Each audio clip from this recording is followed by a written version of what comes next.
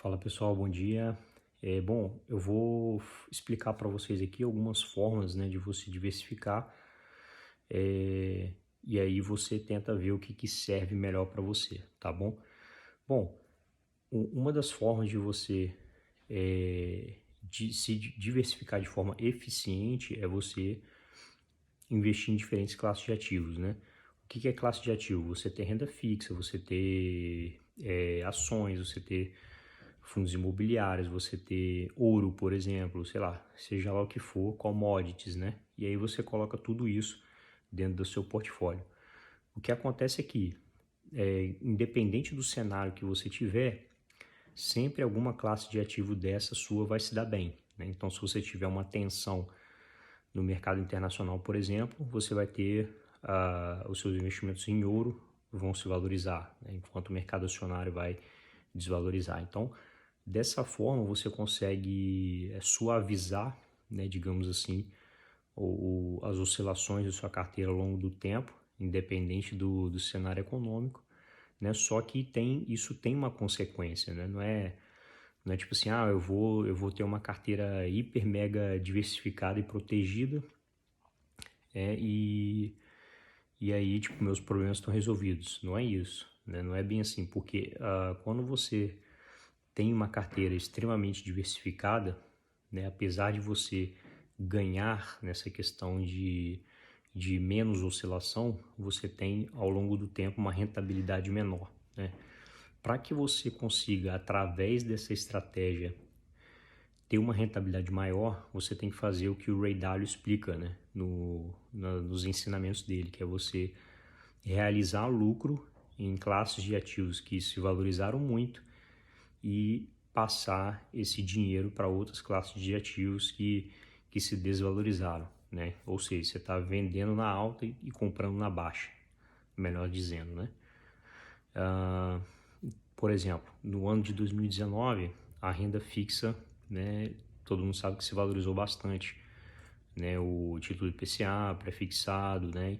E nesse momento a tendência é que a taxa básica de juros da economia ou se mantenha nesse patamar, talvez, menos provável que aconteça, por causa que a inflação já está aí batendo aí mais ou menos o que está a taxa Selic hoje. É bem provável que o governo aí, eu acho que mantenha essa taxa de juros como está, mas se houver mais quedas também, provavelmente deve ser a última queda e não deve ter mais, né? Porque senão o governo acaba dando brecha para poder perder o controle da inflação. Ou seja, em 2019 a gente teve uma hipervalorização dos títulos públicos e já no final agora do ano, né, e no início desse ano 2020, a gente já teve ocorrendo alguma correção, né, dessa. Óbvio que isso iria acontecer porque a curva de rendimento, né, estava muito acima do que esse título é capaz de entregar. Como que pode um título que fala que vai te entregar, sei lá, por exemplo, 3% ao ano mais IPCA, como que esse título pode render, chegar a render 90% em 12 meses? É óbvio que isso não ia ser sustentável, né? Então, esse é um exemplo de que você realizaria lucro, né, e passaria para outra classe de ativo, né? Então, se você não fizer esses movimentos ao longo do tempo, né, de realocação, você não vai conseguir ter o benefício, né, que essa estratégia pode te proporcionar, né? O Ray Dalio explica lá, ele já fez um gráfico mostrando o rendimento das várias classes de ativos ao longo do tempo, e essa estratégia de você fazer esse balanceamento e realocação, ela se mostrou acima, né, o rendimento acima de todas as outras classes de ativos, tá? Se você é um cara que tem problemas de coração, digamos assim, né, e não aguenta muitas emoções, essa estratégia pode ser mais adequada para você, tá? Agora, se você é um cara que não liga para essa coisa de oscilação, você tem a visão de longo prazo, né?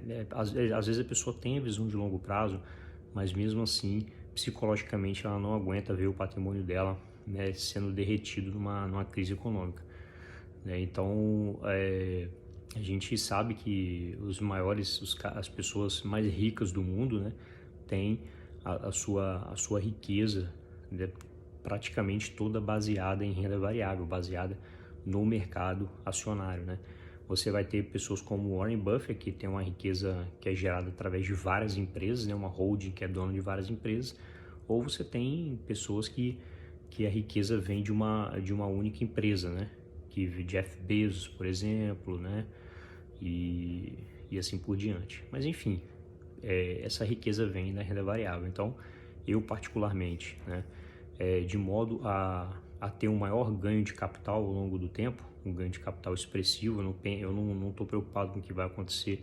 Eu sei que no curto prazo eu posso estar ganhando muito agora e no ano que vem dar uma queda sinistra, mas eu não estou preocupado com isso. Eu sei que ao longo dessa caminhada aí, no longo prazo, né, o meu patrimônio ele sempre vai crescer. Então, o que eu faço, né, para poder, eu de certa forma, como eu estou muito exposto ao mercado acionário, eu uso a estratégia de diversificação geográfica, né, para não ficar dependente de um único país. Então, eu vou fazendo os aportes, alocações, né, do meu dinheiro conforme as oportunidades vão aparecendo. Então, de 2016 até 2019, aproveitei bastante o boom, né, do mercado brasileiro, estava em peso investido lá, e aí em 2019 eu comecei a aproveitar, né, boas oportunidades no mercado chinês, algumas oportunidades, né, no mercado americano também que apareceram, né, principalmente no final de 2018, e aí meu portfólio está ficando, né, cada vez mais internacional, e aí eu fico menos exposto ao risco sistêmico, né, de um único país, né? E aí eu consigo dessa forma reduzir o meu risco, aproveitar mais oportunidades quando você abre, né, esse leque de oportunidades para você investir globalmente. Você tem mais opções de alocação e consegue aproveitar mais oportunidades boas, né? E você está exposto a economias, né, que tem aí conseguem ter um longo crescimento e geram muita riqueza, e é muito mais estável do que o Brasil, né? Então é dessa forma que eu faço, né, a minha diversificação, né? Tem gente que tem muita coisa diversificada, mas está tudo sob o mesmo risco de uma economia só, que é Brasil, né? Hoje, infelizmente, no Brasil, né, se você tem poucas pessoas investindo, por exemplo, no mercado acionário brasileiro, você imagina, você bota o percentual da população brasileira que investe pensando globalmente, né? Eu acho que essa é a ideia principal, né, que eu tento passar para o pessoal que me segue, né, do Escola da Fortuna. Você tem que pensar globalmente hoje para você conseguir, ao mesmo tempo, né, aproveitar as melhores oportunidades que o mundo de mercado financeiro te oferece, e segundo, a questão da diversificação, né, eficiente. Beleza, pessoal? Valeu aí.